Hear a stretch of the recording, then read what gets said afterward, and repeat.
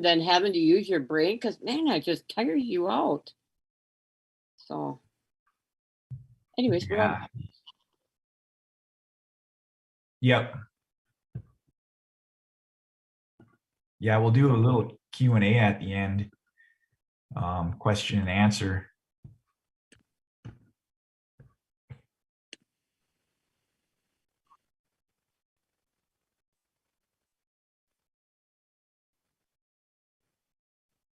Yeah, well, let's just go live and yep. Yeah, I'm sure Mary's on a tight schedule, so you know she's had a lot of Zoom interviews today already. So let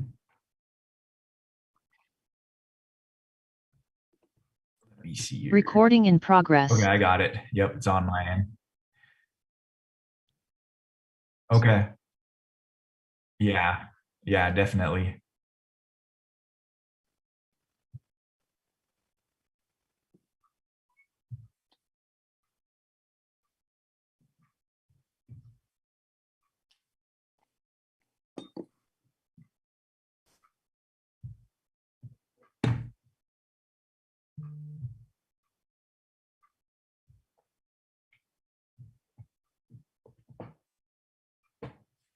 Yeah, I had to drive about an hour. I just got home myself, and I was like, oh, I'm not gonna make the meeting. I was thinking, but yeah, I made it just in time. I saw. All right, sounds good. And that's Darren Landgren, our assistant. And yeah, I just want to welcome everybody to tonight's KBFT, Boys Fort Tribal Radio, our event tonight. We've been having some writing festivals.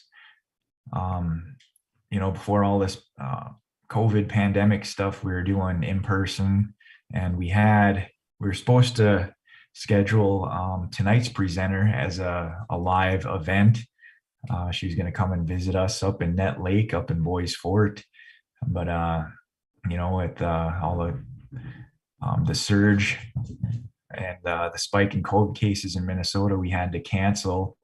And she's been really busy helping people out, helping communities out. And she was just on the Native Report. Yeah, I'd just like to welcome you all to tonight's event with Ojibwe elder, spiritual advisor, advocate for indigenous children, and the author of Wisdom Lessons, great grandmother Mary Lyons.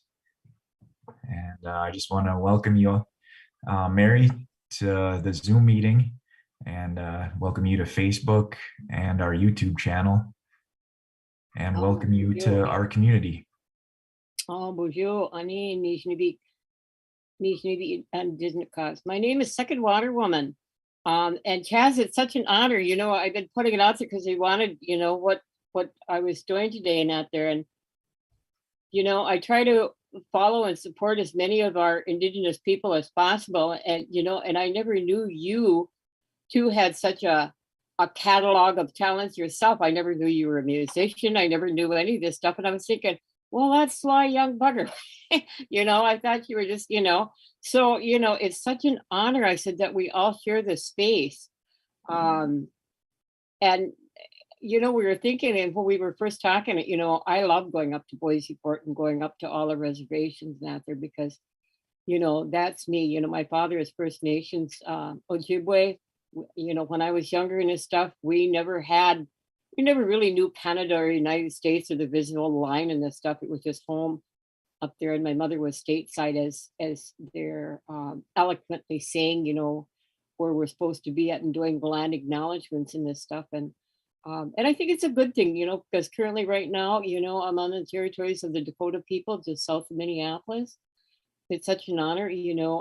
I always say, you know, I'm just an old Ojibwe woman. That's all I am, you know. Passed down the lineage lines. I discovered that my great grandmother and this stuff was Dakota, And back in those days in that there, when they married into another tribe and out there, they adapted to that tribe. And that was just the way our life was. So finding and, who that ancestral line was kind of a real eye opening for me. And so, you're always learning something every day. So that's why I would say, this world is just made up of one big classroom. So that's why I would say, we were always taught never to say, I'm going to come teach you something, because my father would say, why do people say that? Because you're just telling them they're stupid. But you always have to say, geez, I'm so honored to come share the space with you, because it's welcoming, and you remind everybody that you're students. So this is why I'm here. So, I'm just going to allow you to ask me some questions, and we'll get on a platform where you think, and then we'll just kind of go from there. How does that sound? Sounds excellent. I'm just happy to be here chatting with you, and I'm, like many others, we're all students of life, and we're all learning here. And it's our job to listen to our elders.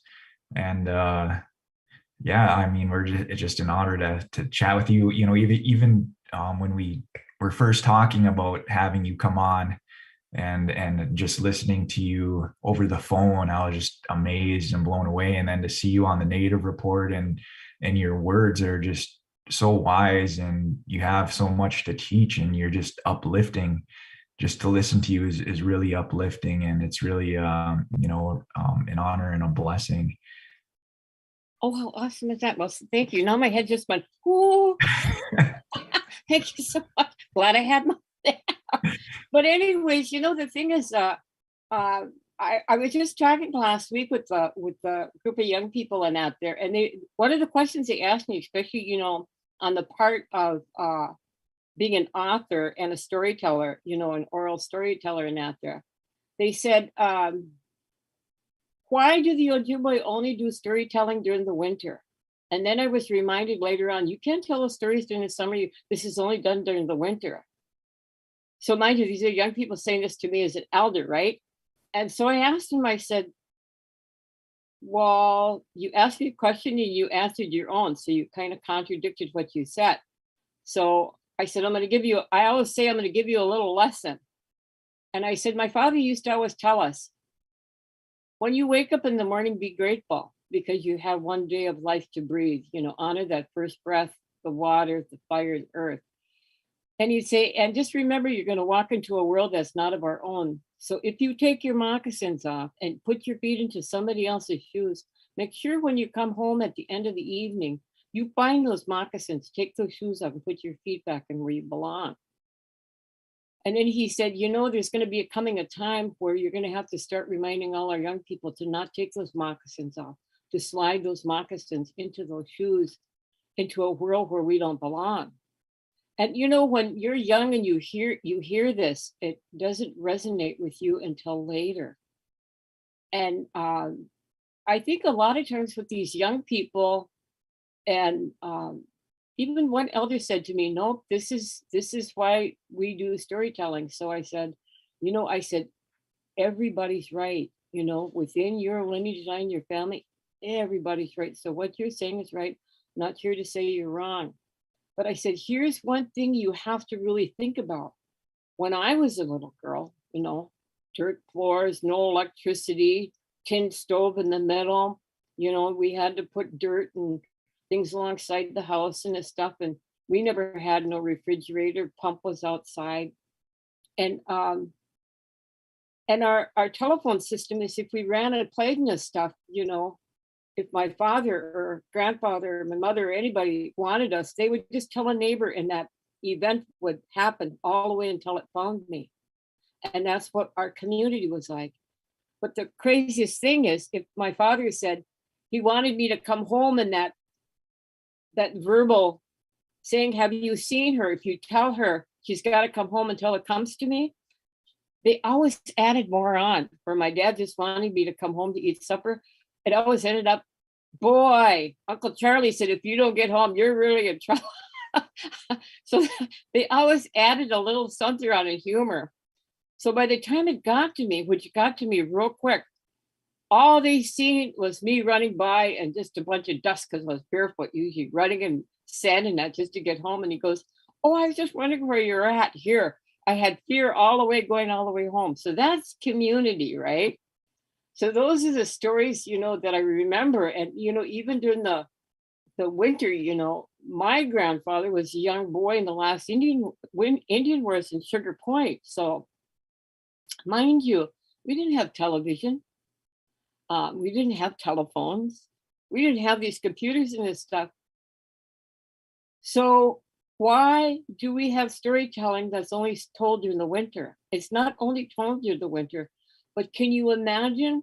You had to create your socialization around the 4 seasons, because if you're enclosed, I mean, we're not going to run around and play when it's minus 40 below out wind chills and this stuff or whatever it may be. So when you have so many in one room, you come from a family of 12 and there's parents and stuff all in there, you have to create some type of organization in order for it to flow. So that's why I was always told why we did a lot of storytelling and visiting and creation and everything within those winter months and the stuff before we went to bed. Because they certainly during the summertime didn't say come sit down, because during the summertime there was a lot of work we had to do. So they really learned how to manage time and how to really organize our social entertainment when we were in such a containment. Does that make sense? So when I always say people, when they ask me, I said, I can only speak for myself. And what people are telling you, I cannot tell you they're wrong. They're right within who they are. But when you speak of yesterday, you really have to take yourself back to yesterday. And not too many people can do that because they're so locked into the program here. Oh my God, if there's no toilet paper in the toilet that's in the house and the stuff, blah, blah, they just go crazy. Where we may had to walk into the woods and out there, and you can imagine what our toilet paper was, the luxuries of what Mother Earth gave you. Or it got up into it to the point where when newspapers enter our villages and stuff. So we always say, when you start creating the imagery of who we are as a people, we never had anything set in stone because that was never our way of thinking. We couldn't tell the fish, you got to be over in this pond area here because we're in a net and then we got to do something else. No, we had to work in unity to do things. And nor would we take in abundance because we had no place to store the abundance. So it was a lot of community and nothing was wasted. And you never had the abundance of what people had today. I think the abundance that we had of yesterday's, what they lack in today, is a lot of nourishing and family love, that unit. And so there was all these stories, and one of the things when we were little, we really had to learn real quick by watching their body if they were telling us the truth or not, because they were good storytellers. They could create a scenario up and make you laugh. I swear, indigenous people are born comics. And then they'd laugh because they'd watch you and see how, because when you speak and you do something, it's just not, some people will just go up there and talk. Which brings me to the next thing, language makes me real happy because I'm not a full language speaker as I was when I was younger, because I was part of that removal act. And part of that is one of the things I would say to a lot of the young people when we were having conversations and that, it makes me so proud. I want to cry sometimes when they speak Ojibwe to me or speak their native tongues to me. I understand them, but I want to say to all the young people or even the older people in that there, don't culture shame. Because the thing is, what happened to a lot of the elders in this stuff was traumatic. And that's a trigger when you talk to them, and when the tongues are silenced, it like puts them right back in that space in that there. And you have to remember that trauma at that particular time. There was no outlet to speak of it, especially if the parents were gone, our ceremonies were gone, and our moccasins were ripped off our feet and burnt, nor did they put their shoes in them. And that's where a lot of them will say, kill the Indian, save the man. And the thing is, when when you think of that yesterday to today, we always say, soar gently in the past, because you do not know what you're bringing up. It could be a smell, scent, or whatever it is. Because what happened in the past, you have to remember, it wasn't until the 1970s that the Freedom of Religion Act came, because all those ceremonies were banned, and the nightmares happened. So we went through this mass world war change that people did 10,000s of years. We had to do it within less than 100 years, because within those 400 years of colonization and that stuff, we were just trying to figure out, because the language and stuff and that there. But within the last 100 years of really whipping the indigenous out of us to bring us into it today, where they really didn't want us, and now they want us to be back to be indigenous. So it's like, you can no longer put a person as a pet mouse or a guinea pig and stuff in a cage and expect them to perform for you and then love them up and do what you can. You can't do that. And that's where we say, when we speak about creative writing, or if you're speaking about elders who are talking in the past and out there, is you really have to sit back and you have to honor what connects us. So we always do these exercises, because when they say the creation stories and the stuff, what people seem to leave out of them is those 4 elements. People forget to honor those 4 elements, because we come from, I can't speak for all the Ojibways. I can only speak for my own lineage line of our creation, what was passed on to us, is that we had an agreement with Creator when we were the spirit being in the stars, and that we would come into this planet as a student, walk as a student, and leave as a student. Now, I'm a Dewan, and this was always the teachings, and every Maday societies out there are right, because one Maday can't be all just the same. It has to be like a clan system. You learn from one another. And so what happens is when we come into our mother's wombs, these stories and these prophecies, it's embedded in us, and we all know it. Because when we come, our spirit comes into our mother's womb and comes in her waters for up to 9 months. She builds this beautiful blanket of a body around us, and we get downloaded through all those fluids and the stuff of all the memories that watched before us on this planet, because we always knew water holds memory. And so we always say that they're in us and they're all around us. So that water is that first element. So when we're ready to come into this world, this tapping on the door is when we start to move from our mother's womb into this world. The first thing we do, you ask people, what do you do when you enter this world? They'll say, we cry. No, you have to take that breath of air, breathe it in before you make those sounds. And then you feel that warmth to keep you around, that's fire. So, and then you eat and nourish and you plant and you reside on earth. You see those 4 elements.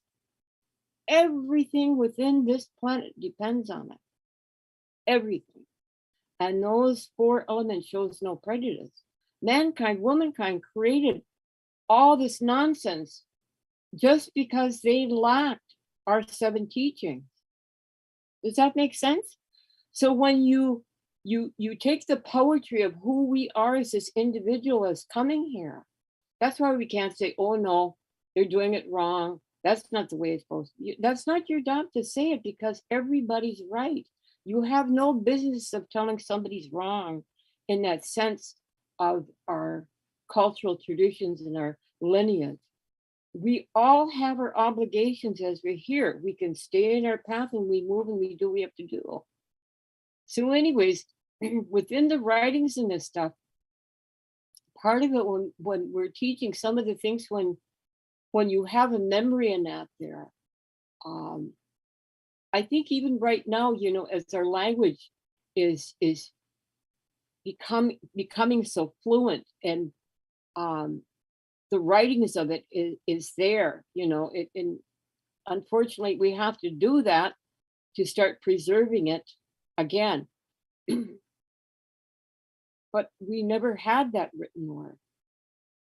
Our language was never in such a rhythm to hurry up and say what they have to say. If you ever remember elders speaking or somebody speaking, the first language we learn is sign language. Because way back in the day in that there, you didn't say all these vocabularies and these words and instructions and this stuff, because if we did, probably the majority, if not all of us, wouldn't be here. Because we had to be silent if there was a predator or a colonizer, somebody that was coming for us. You couldn't have all this language or write this stuff down. So you did your talking silently. So we notice in some of the instructions in out there, and we try to encourage individuals, is when you're speaking that happy tone, it's like, regardless, somebody else had told me too, they said, oh, it's really wrong to say bonjour anim.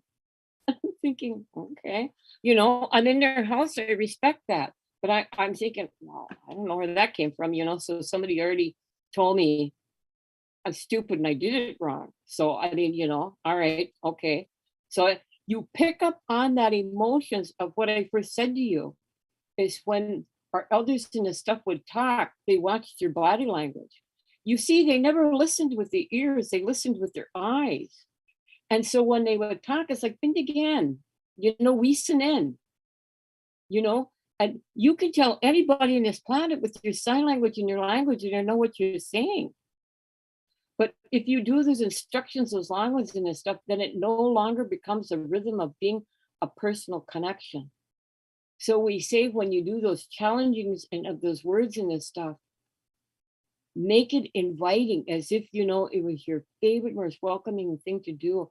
Because those little ones, that's how they're gonna get it. And those little ones are gonna end up teaching the older ones or reminding them the way our language is to be.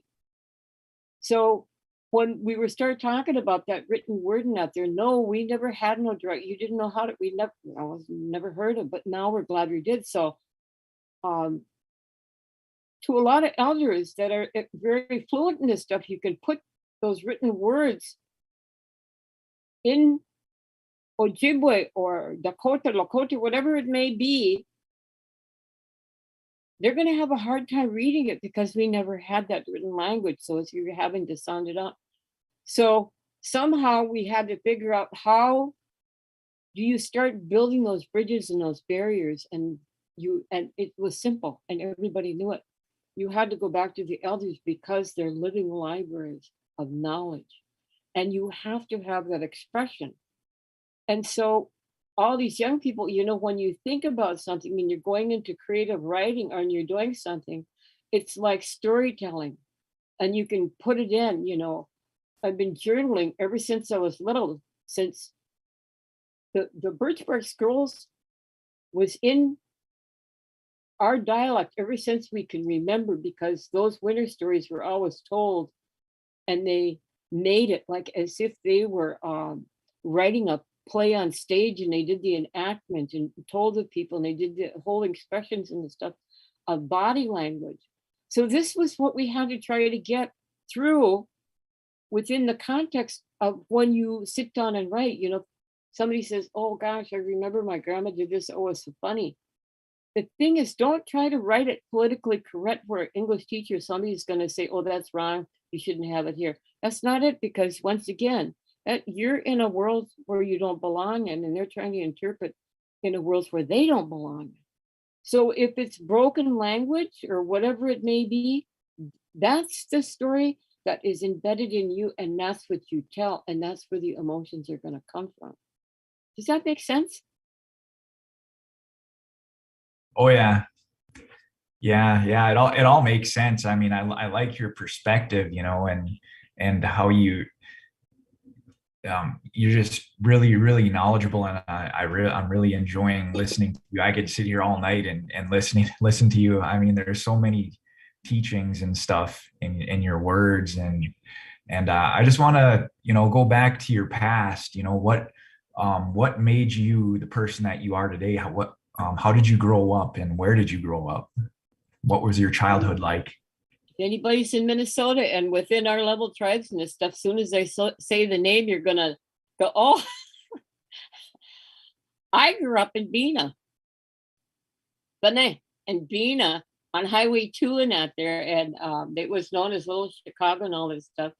And my dad was Uncle Charlie to everybody in out there. And I grew the earliest things that I remembered was, on the Leech Lake Reservation and out there was in Onegum, Sugar Point, Ball Club, uh, around all the lakes and this stuff, even up in Red Lake, all over the place, because we had so many relatives that they were doing something, or, if they were sugar bushing, or if they were getting ready, or going potato picking, or, tapping, or netting, or whatever it is. It depends on, who the relative and where it was to go, and they would laugh, or, on everything was a entertainment to make work less of. So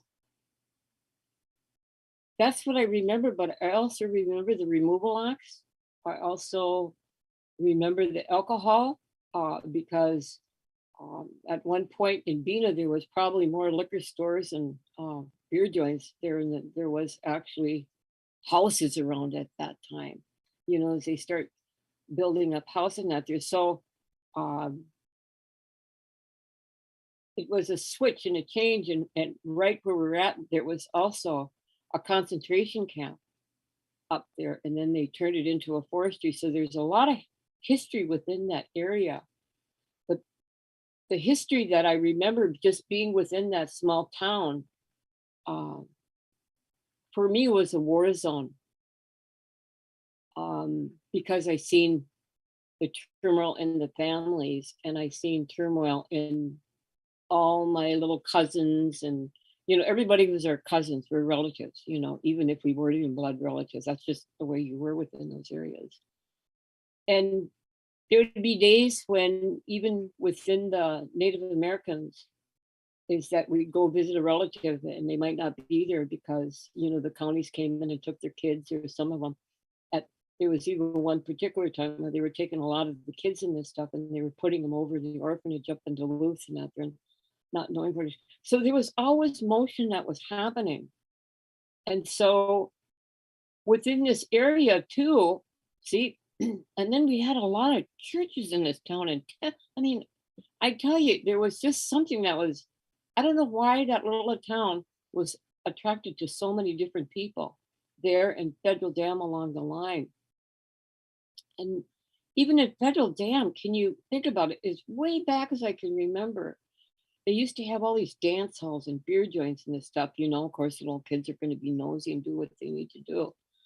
But we had people that would stop by the house. Got a little kid came to visit my father. And if anybody knows anything about country western, it was little Jimmy Dickens used to come to the house. Never knew who he was until later on.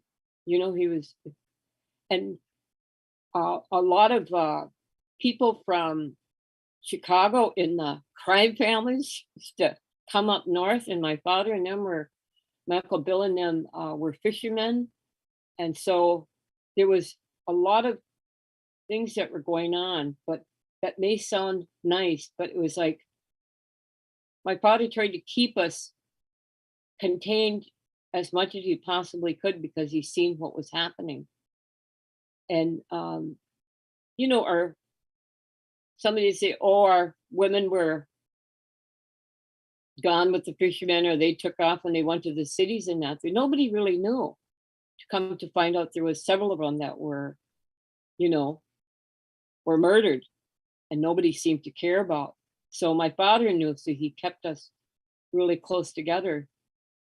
So, along with a lot of the good times that we had within amongst our relatives in our containment, there was a lot of danger and a lot of anger, and there was a lot of hurt kids um, that were so angry. They fought a lot.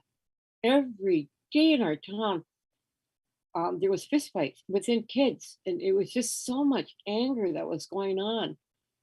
But then on the flip side of it, then they're friends again and they're all laughing and doing things. But it was just that environment that was happening.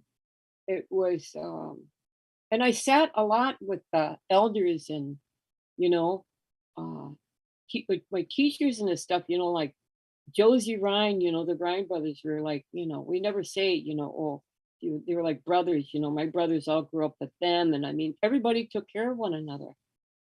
And we all had, and it was fun. Smoking fish, nothing was ever hard. Nothing was ever hard when it came to jobs and this stuff and that there. I think what was more difficult is trying to stay away from the danger. We even had our own indigenous people that had their little area over and where they all went and drank and out there, and that's where they were at, and but it was hard. It was really, really hard because it got to the point where you could no longer run from this place to the next place or to go down to your aunts and the stuff without somebody kind of trying to come in and do something. So the more Highway 2 became open, and then they had that, I grew up when they put that first line 3 in there and a whole bunch of strangers, and then pretty soon a whole bunch of fishermen, so there was always this thing that was happening, and it was happening around alcohol. And so it was kind of hard, because, and then watching my family being taken away, my older sister, they took her, put her into foster care. My oldest brother just couldn't hang on to it or really even adjust that well from reservation lifestyle to the city lifestyle to, my mother became an alcoholic, and my father tried to do the best he could. So you just watched a real happy family disintegrate. And my brother went to prison at a very young age and stayed there for about 80% of his life, and my brothers in this stuff, you'd never know your brothers and cut if they got in trouble. I mean, for Christ's sake, you were 13, 14 years old in Cass County and this stuff in Walker. They picked you up and they put you in jail and that there. Some of them wouldn't come back. And you'd probably wonder where they're at. I mean, and they'd have a bus out there of putting them into the army or whatever it may be. So they'd go over there to the jail for something stupid and getting into the bus going to the military and not seeing them for a long time. And that was supposed to be when it was coming up, being a little bit more accepted within this world of where supposedly the bridges were being built for the Native Americans, for us indigenous people here within the non-indigenous world. But when I was younger, I grew up going, just begging my father to ride to Grand Rapids with somebody that he'd hire to drive, just to go to a back of a store to give them a list to get what we needed and them overcharging us. So those are the memories that I have in there. And the thing is, it didn't feel good.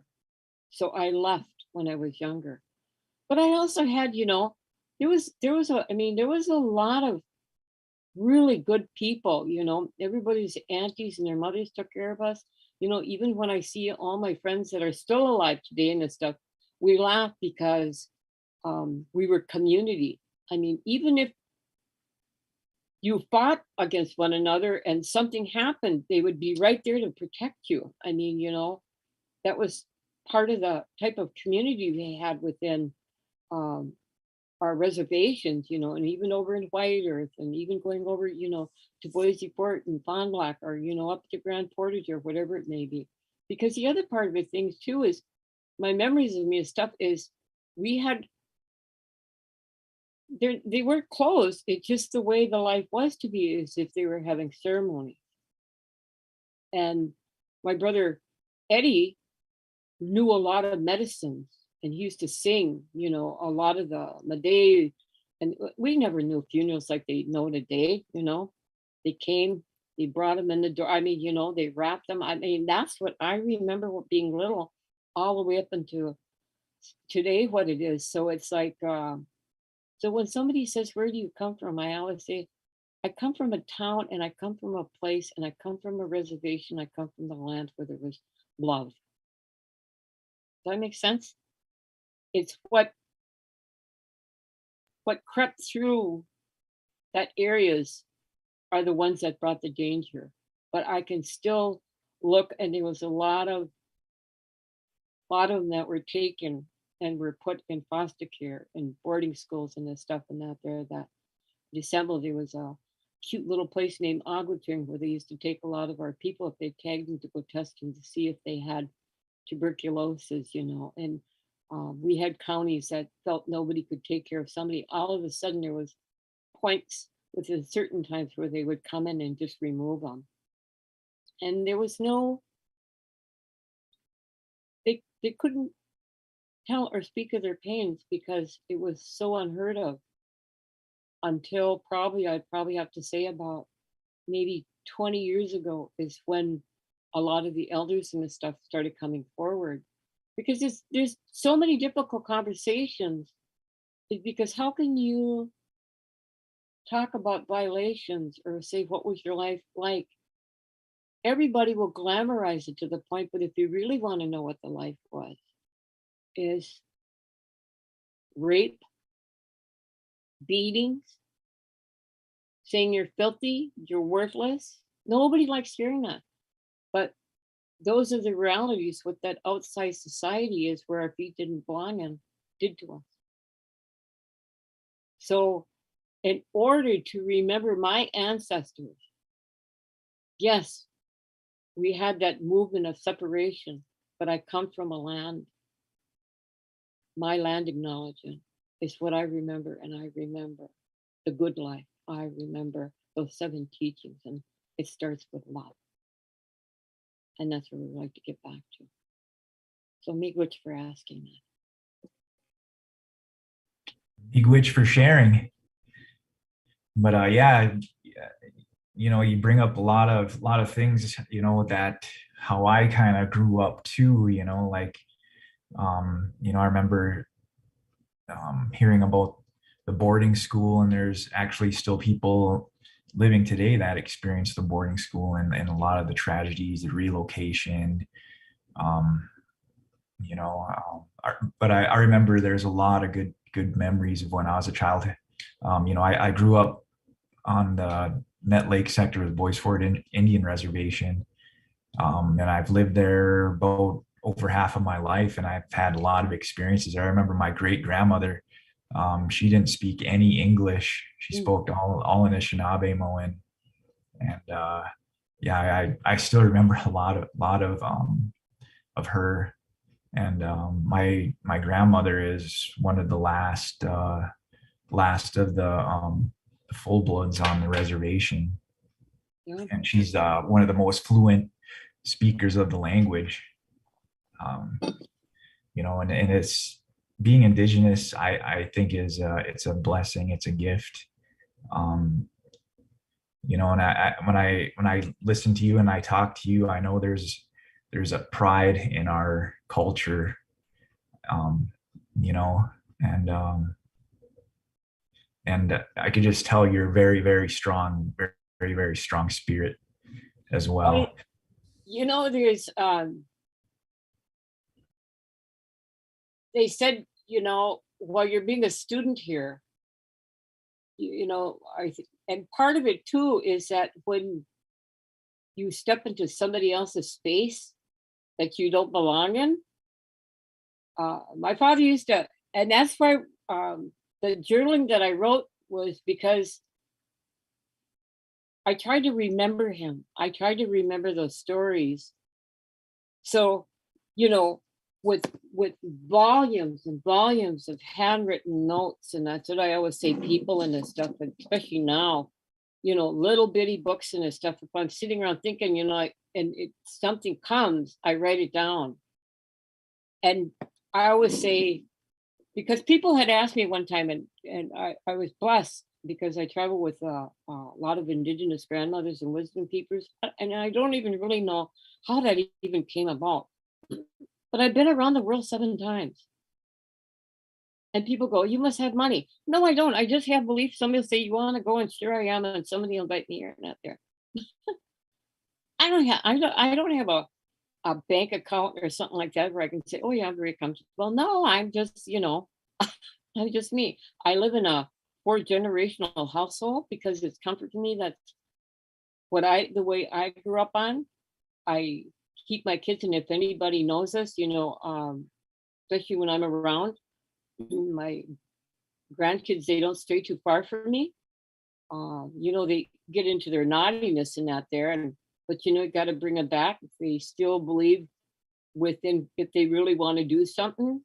The buck stops here. I'm the one that says they can or can't. And they don't argue with me. It's just, that's it. They don't run to somebody else.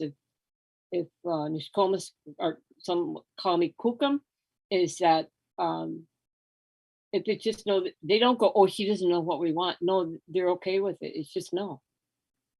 They we go to any of the traditional powwows, or if anybody sees us around, some people said, oh, they're so stuck up. No, you can't tell them a day when grouping the stuff that they're stuck up. Is that this is within these ceremonial sacred grounds and this stuff and out there. You don't come here like you're walking into a bar or at a discotheque or anything to party. This is a sacred circle. This is where we will remember the past, the current, and our future. And that heartbeat and that circle, there's so much ceremonies in this stuff that are in there that you come with the fullest respect.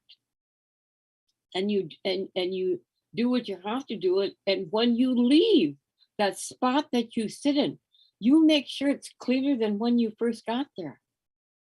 So there's always lessons. And people said to me one time and told my grandkids and my great granddaughter, no, we got people to pick that up. We pay them $1 a bag or $5 a bag. And they just smiled at them and they kept picking it up. And that one guy offered to give my grandkids $5 and they smiled at them and they said no. And they didn't know why. But I said, the teachings that we teach our kids is that first thing in the morning they get up, you make your bed as if it was military. My father taught us that when we finally got a tribal housing. Oh my gosh, we couldn't even imagine a tribal housing that had a floor on it, that had 3 bedrooms in it. My God, it had a toilet in it. And it had a sink in it. It was like, that was like heaven.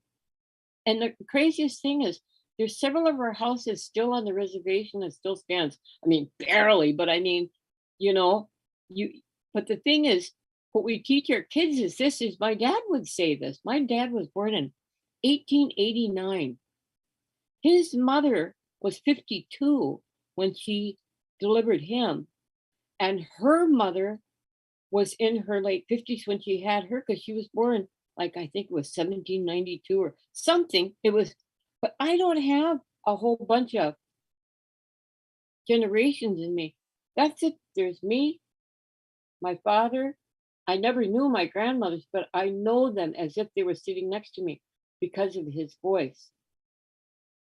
He spoke of them. And he would say, prior to even that bed, he'd say, my girl, you make sure that my great grandkids know me, because right now I didn't know what he really meant by that, because I sat with my mother and her mother and that grandmother, even if it was my father and the memory of his mother and his grandmother, those 3 generations there. And now I sit with my daughter, my granddaughter, and my great granddaughter. So my great granddaughter knows my great grandmother's name and the stories that were all told. And why somebody said, why is that so important? I said, because she's going to sit in the middle. Because when people say 7 generations ahead, and everybody's right on us, but this is the way we were taught within that 7 generations and those 7 teachings in that there is you hold that balance and you hold that connection from that past to the future.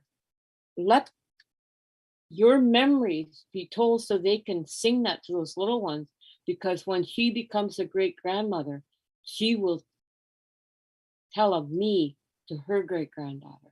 And that's the lineage line, who we are, all the way up into every morning. You make that bed, you make it because it gave you 8 hours of sleep. Put that pillow up, tap it 4 times, say make what, say your prayers, and go about your business.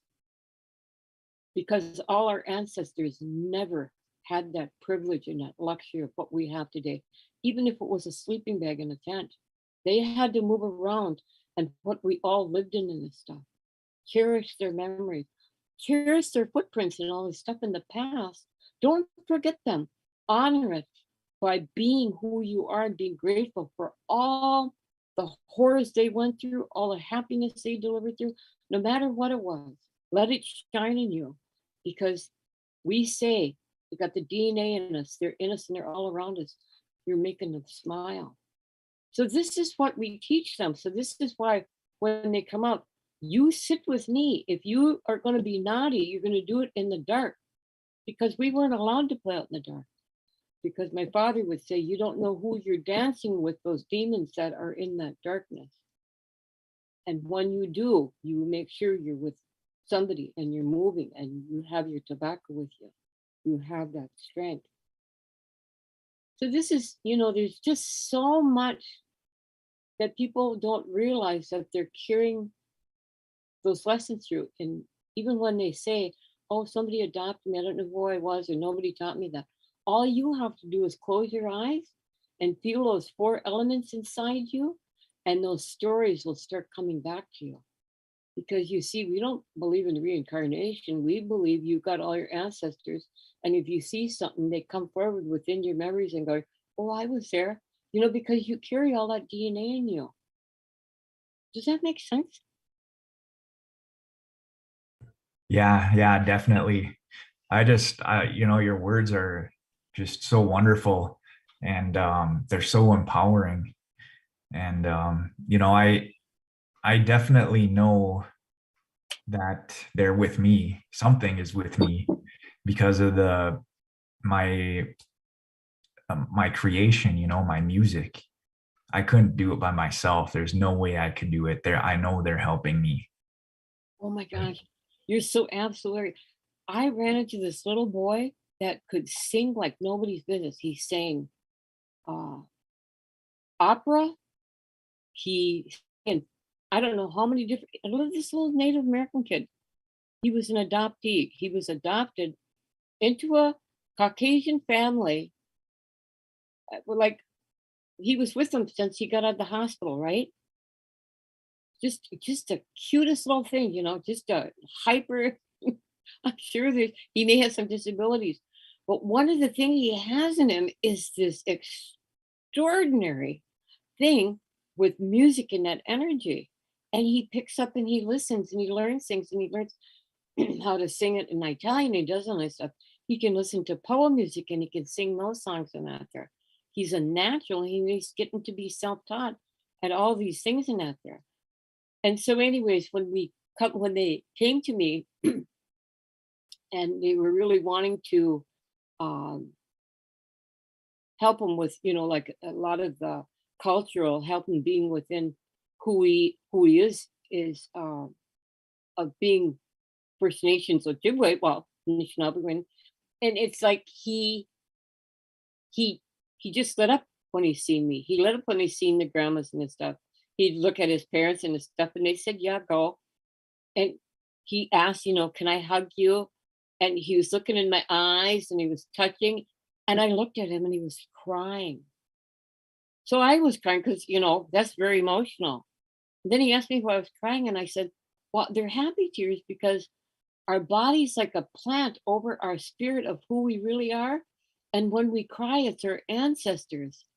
It's all their tears. They're hugging us and watering this plant. We're happy. He smiled. And so that's what with him, I try to probably once a month in this stuff, I'll Zoom with him every now and then just to check in to see how he's doing. And he gets so happy. So I tell those kids, never say you don't know who you are because you do. You just have to believe and receive, and it'll awaken in you. And that was why they finally talked me into publishing that first book. I mean, the book Wisdom Lessons, because it's something that doesn't tell you what to do. And I always encourage people to do it too. What inspired you for that moment? And it never tells you what to do. It just kind of helps you, as if my dad, he always talked in riddles. He'd never say, don't do what I'm doing because I already lived this life. I don't need to want you to live my life. You just need to know what's right or wrong and be happy. I want to see you shine. See, nobody says that to anybody anymore. You know why? Would I want all my family to do exactly what I'm doing? There's protocols and what you have to do, but don't follow in my footsteps to the point where I'm watching a clone activity happen. You know what's right or wrong. That's the only gift I helped pass down that was given to me. Now I want you to shine so you create another chapter in this book of who we are, and our ancestors can smile and they can say, those are my seeds. And then they're blossoming. And then they can also turn the page and go, oh my gosh, there's a bunch of weeds in this garden, of all the chaos and this stuff. But the point is at the end, you will still have another chapter in your life. And that's why it was geared around waters, because when we said in our prophecies is that you're born into the purest of waters, and that's their mother's wombs, a long time ago, the healthiest organic people in the world. And then alcohol and that was introduced. So you're born into purest of waters, and then you'll come out and you'll seek the most taintedest of wells. That stuff that doesn't destroy your spirit, it just ruffles your blanket of body. And then they said, and then the flip side, when it happens, is that you'll be born in the most taintedest of wells. A lot of moms or dads with alcoholism and that there. And then when you're born, you want to seek the most healthiest of waters. And right now we're in that water crisis because our water all around the world is being what these prophecies say they are.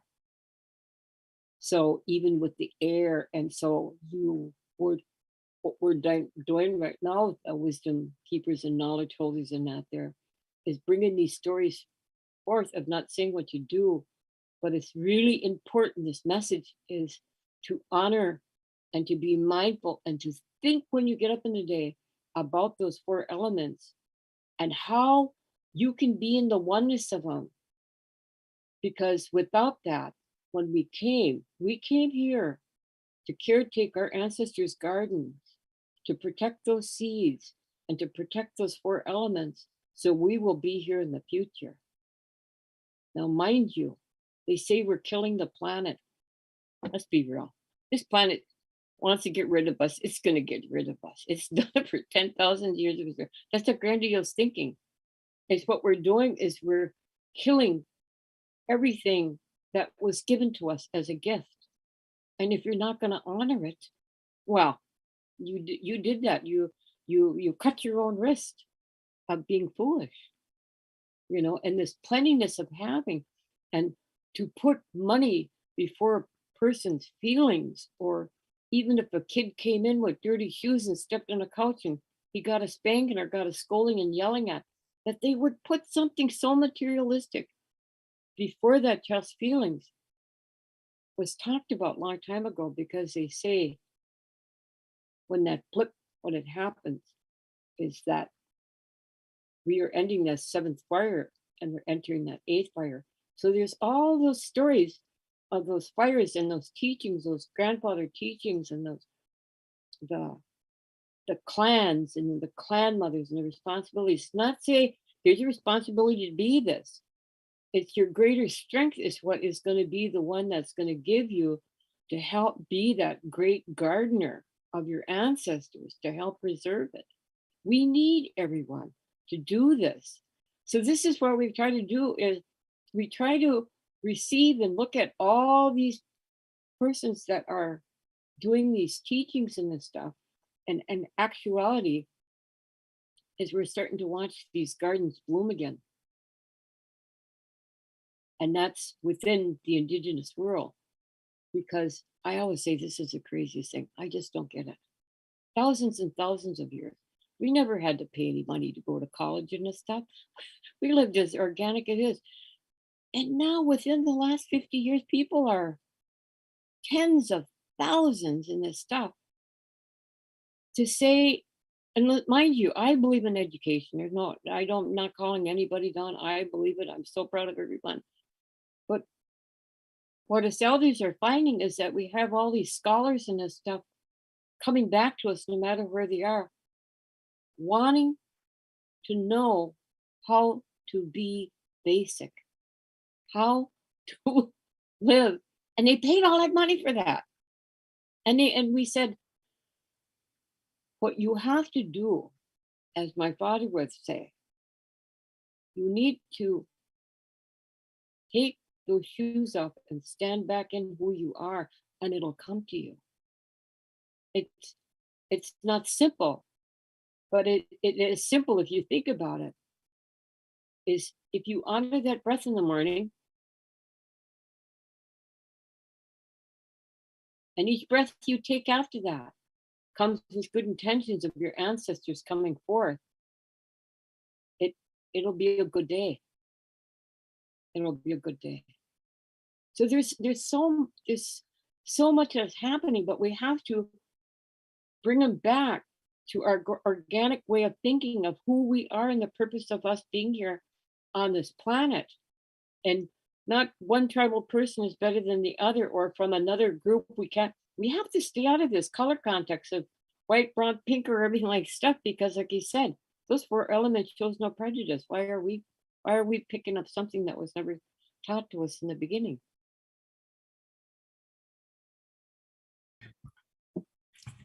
Yeah. So it's 7 o'clock and we didn't really touch on the book at all, but I feel like we're I feel like we're getting a bunch of lessons, wisdom lessons through this interview.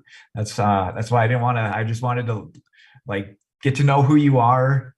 I get to know what you advocate, get to know who Mary Lyons is. And I think that's just really important. And you're awesome. I feel like a connection with you since the first time I talked to you. And I think it's we're both have pride in our culture and in our heritage.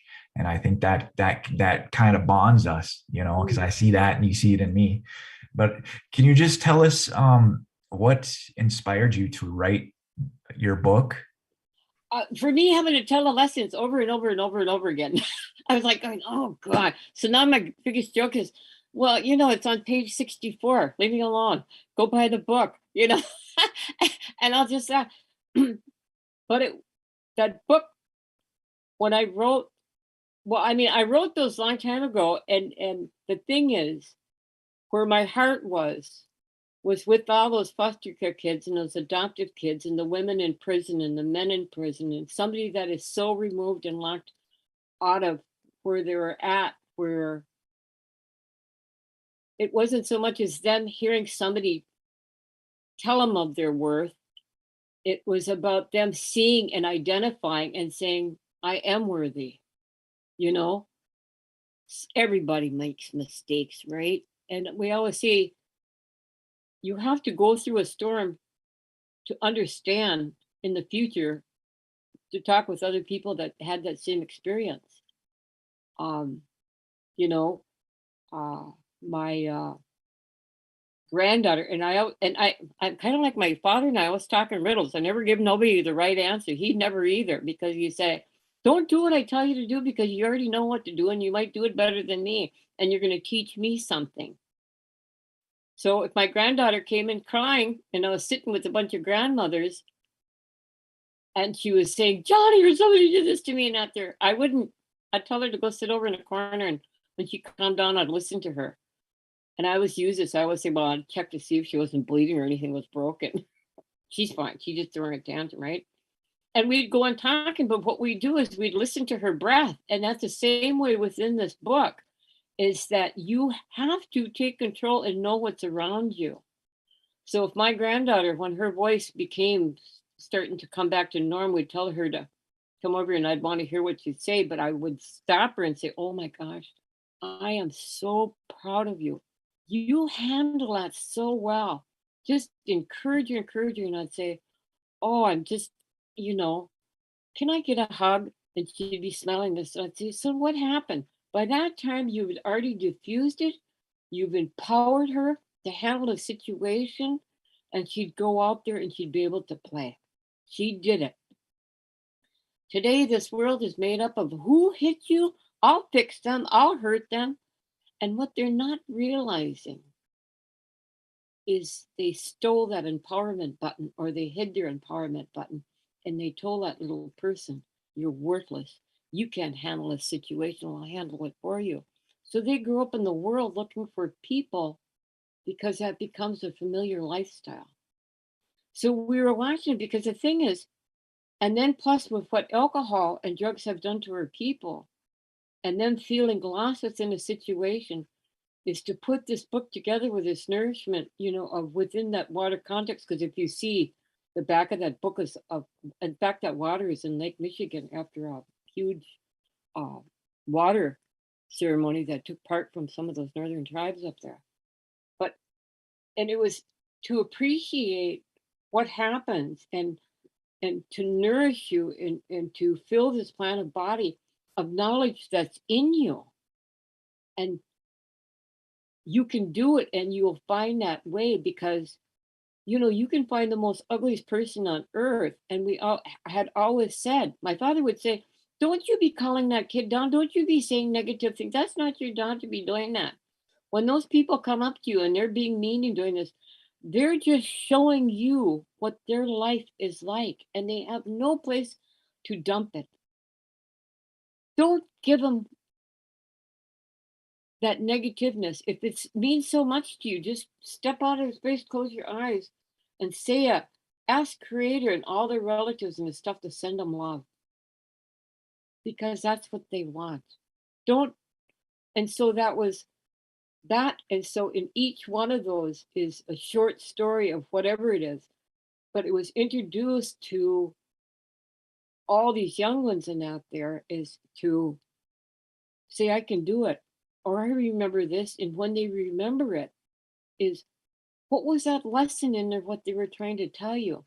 So keeping that connection from what is today is from within the past, because that book was, that's what was, that in Armadale Lodges and everything that happened is, those were our teachings when we were a strong, healthy community. And those were those 7 teachings that were contained in there. But how you put it within today's society with a lot of the alcohol and drugs and this stuff. So we're just trying to help them swim through that chaos and remind them, you can do it. It's in you, and you're worth everything. And it's okay to say, so they can go back. That people tell me makes me happy is that they can open that book any page and read it. Or if they're doing something, they say, why do you do it? And I said, well, the craziest thing is I just don't get up in the morning now and get on the computer and write these. I night travel, and I believe everybody does. When I go to bed, I say my prayers and this stuff.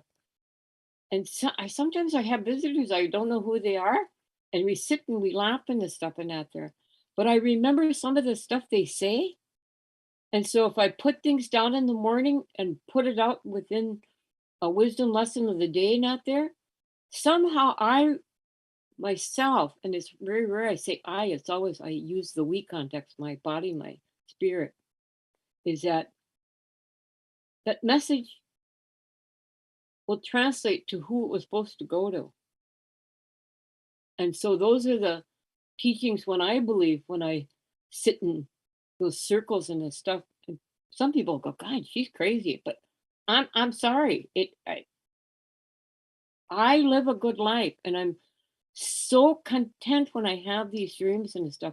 You know, yeah, there's a lot of times I wake up because all my teachers and the grandmothers that taught me have walked on, and I miss them, but they come to me and we sit. And that's why I say I I believe in receive, and I just if somebody puts a pathway in front of me and they want me like I was supposed to go to Columbia, and because of COVID didn't happen, I don't know how I'm getting there, but somehow something just happens, because there's sacred sites that come up. And it was, and everybody can do this once you find who you are. But to sit in that energy of space is like, and with that power of ancestral prayer and to speak about those ancestors, man, that's a natural high for me. I just, I light up. I said, I sometimes I feel like I live to be 150 years old because I walk in this world as a student.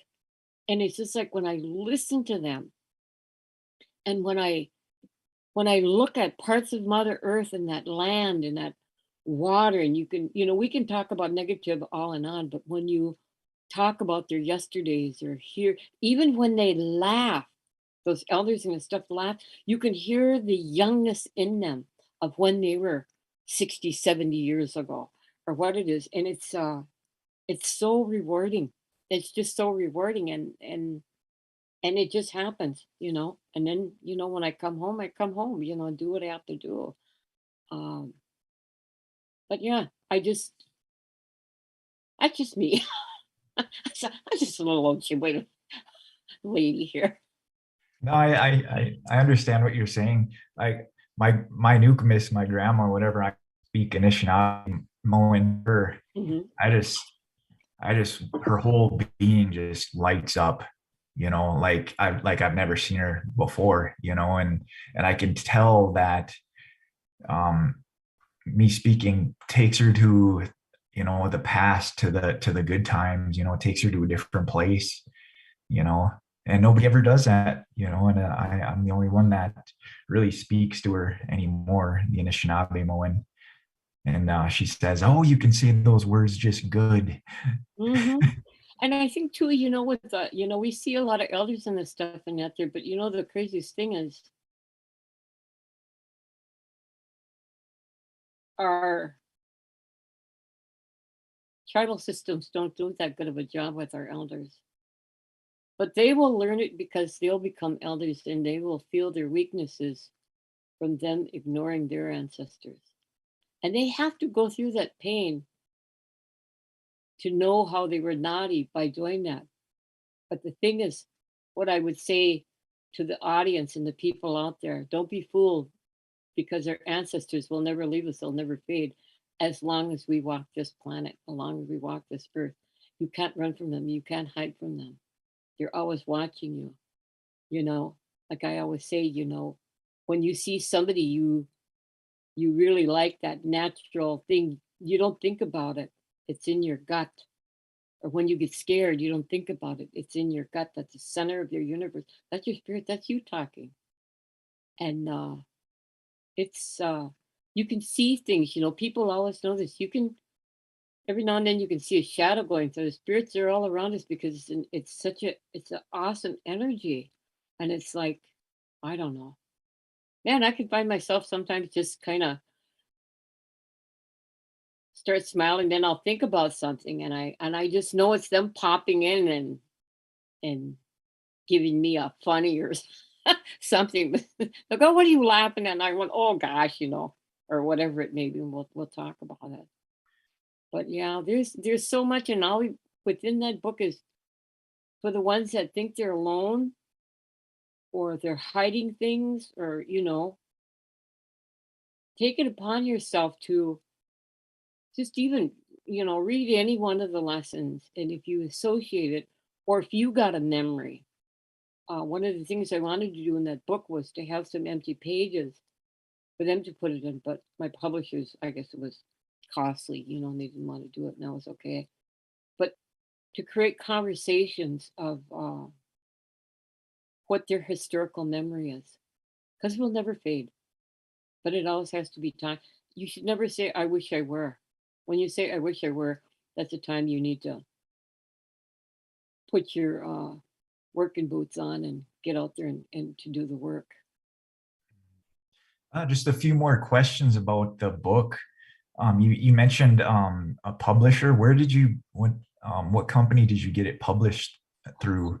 And how does one go about getting their work published? Well, listen, I don't want to brag or anything, but I had publishers bothering me, coming up with me, offering me deals, wanting to do this, wanting to do documentaries. Wasn't just me. There was other, the other grandmothers and the stuff in that there. But I said no, because they had no heart in it. They were talking about, well, you can generate this amount of money and do all of this, and I didn't. And then another friend of mine said, oh, I got a friend up here. She's really interested in something or another. So I went with a very small publisher. She became one of my really good friends, and she's a creative writer, and she helps out a lot of other people in out there. But my intention with this book wasn't to be famous and make a lot of money on it. The Where this book was is for me to stop repeating what I'm. Oh God, here I got to say it again. But I said to put it in here, but it was to put in the hands of, like I said, the people that are less fortunate, the ones that are incarcerated, or even if they're in the military, or even if they're foster home, or even if they're home in this stuff or something, where they can go to a happy place. You know, I can't say this is happy. You will. It's there to start creating. So when I met Jennifer Brody, um, she said, I want to publish your book. And most people wanted to sign you contracts, and I said, no, it was too unfamiliar. I didn't want to do it because I didn't know what the context they were going to do it as. I didn't trust anybody. And she's the one that we talked about it. And being a really small publishing company is that we had to come up with the operating money, which was like, I don't know, several thousand or whatever it is, for the printers and all of this stuff in that there. And she was going to do all the work and her one helper. So we became a family. It's like, well, I knew Jennifer and and she became a sister. And the young lady that was Jana that was working with us and this stuff, she had an old spirit in her, and I trusted them. And we did it wasn't a GoFundMe, but it was something like that. Where it goes into I can't remember what it's called right now. And I had a lot of people because people were asking me too. You should put it in a book. You should do a book that they pitched in this stuff. So we created with the publishing. So, but there's a lot of arenas that you can go for and you can do. And there's something else that maybe sometimes we would talk about when we wanted to come up there. You can do uh, digital stories or digital page stories where you could almost like sell a chapter. You can sell a chapter for 50 cents. Now listen to this. If you go onto this one thing and you write it and they want to buy it again, then they'd pay 50 cents for the next chapter. Well, can you imagine if there was 5 million readers that wanted to read it? You just made 2.5 million dollars. There's another huge area out there. There's all these different arenas that you can go in.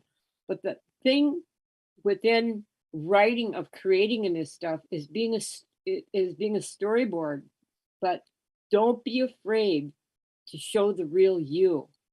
And it's not so much as like me speaking it, but where you can go in there, even if you're telling a story or a fictional story out there, is where you can draw them in, just like you were telling me. It's like when we're sitting here talking, it's almost like we wrote a book, even if our audience we were sitting talking with them.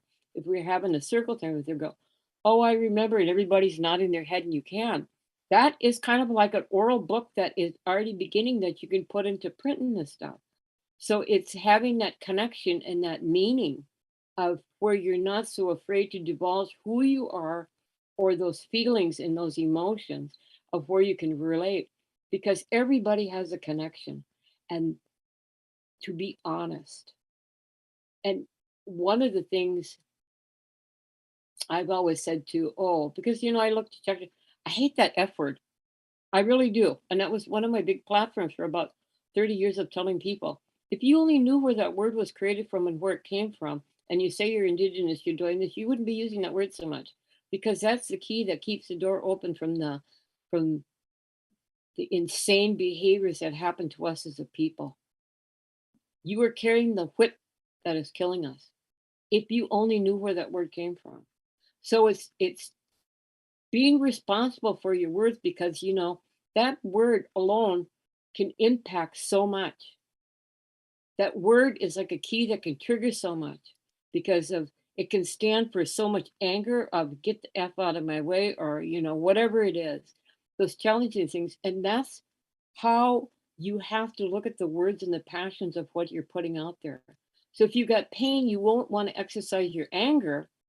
What you'd want to say is you have to go to where those tears come from and you have to speak about those emotions and you have to own it. But what most people don't realize is us being Ojibwe, we have the seven grandmother teachings and this stuff. That's the basic context of our knowledge of how it's so well preserved. Because you can't get away from that. So that's where you have to come from. That makes sense? It's a lot, but I mean, yeah, it's almost like you're a conductor and you're trying to orchestrate. And that's what the small publishing company, my friend, had done to me because he wasn't telling me what we had to do in this stuff. It was like she was listening to me.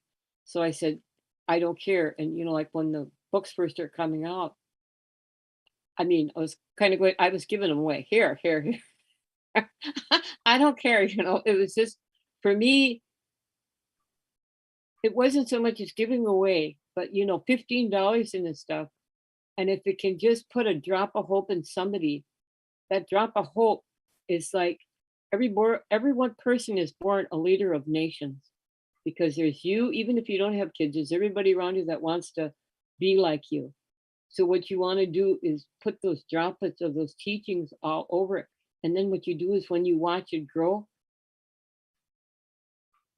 $10 ain't going to do it for you. $15. It's the glow in their happiness is what makes you so rich. Because when I leave this world, I'm going to remember all that good energy and that happiness. And that's going to be my wealth when I go home. I love that. Spreading the love. Yeah. And spread the goodness all around the world. I like that. Yeah. So where can interested people buy and purchase the book? I know you have it on Amazon. Is there any other outlets out there? Oh, they're all over, but the ones that I really encourage, I don't really know, and people will pop on and say they got it in here. Birch Bark Books. I always like to, you know, support our Native American shops and out there and Birch Bark Books. You can call down there and you can order it. They can ship it out to you, or if you're in the cities in here. But if you're remote and out there, yeah, you can go to Amazon. I think you can get it on Kindle. Um, it's pretty much, everywhere. Even me, sometimes I'll take some of my books and go in the areas. And I always say too, even up our reservations, we should have those little book hubs where you can switch books around. And I'll even take some of my books and go put them in all over. So I just, if I make a little profit, I turn around and get the book. I just keep giving away. So I always say to him, if there's anything and you want to invest in or whatever it is, if you buy a book, buy 4 of them because I know you're going to love my book. And then I laugh and I'll say the biggest gift is to give somebody the empowerment of being an awesome person, pass it on. I said, because these words just isn't, I did not create these words. I said, it's an interpretation of my lineage and line of how we are to be in this world. And I said, and I'm so blessed with so many teachers. I can't own one word of those stories and this stuff. This is survival since the beginning of time and how we're going to make it into the future.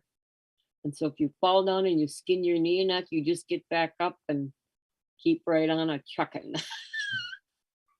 Well, I'm so interested in this book, and I just love listening to you talk, and I love listening to your stories and what you have to say. So I'm definitely gonna pick the book up.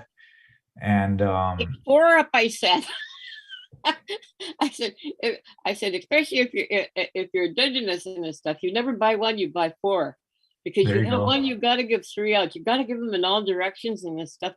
Because what you do is you create your own book club, and the reason why I say that is because one person said, one person I remember when I first had him out got a hold of me, and so I talked with her on the phone. She was she was so broken down, she didn't know where to go to, and she was angry with me for opening up Pandora's box in her. And I'm thinking, "Oh my God, did I do something wrong?"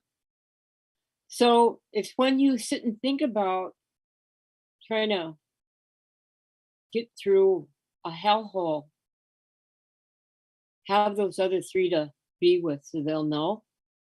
Because for me, I really feel this book can be a band-aid. It could be a healing. It's not the doctor, whatever it is, but it's an encouragement to help you walk through some of the journeys and having the conversations that is very difficult to have these days. That makes There's a sense? lot of, yeah, there's a lot of people struggling, even struggling right now, struggle their whole lives. I mean, I come from a family that has battled alcoholism and drug addictions their whole lives. I was blessed that I never took that path, but it's definitely something that I saw growing up, and it's a very real thing. Well, It's I think what people don't realize here with me, they'll go, "Oh, how do you know?" I said, and I say this with such humor. I said, I took a vacation from my humble life for 10 years. I'm a recovering alcoholic and a recovering heroin addict. People go, "No," I said, "Yes, I am." I said, it's not pleasant to say, but it is what it is. I had to walk through a journey. And then the grandmothers told me, said, when I walked in, she goes, "I don't know what you're going through, but what you need to do is leave your kids with me and do what you need to do and get over it. And when you're done with it, come home." 10 years later, that grandma said to me, "You're coming home." Now, it wasn't easy, and it was through a lot of treatments. I mean, and the thing is, it was there, but I had to walk that war, that lesson to do what I'm doing today, because I sit with, on a lot of councils of sobriety and this stuff and that there to say and to do what we're doing. And then I always laugh with humor. They said, "Oh, did you ever hear about this one old grandma and this stuff?" She said, "Ah, did you ever know, that great grandmother Mary Lyons, she's such a BSer and she was mean. And if you only knew her when I was young," and she's going on. They said, "Do you know she's talking about you like that?" And I said, "Well, you probably have to believe her. I don't know. I was in a blackout for 10 years.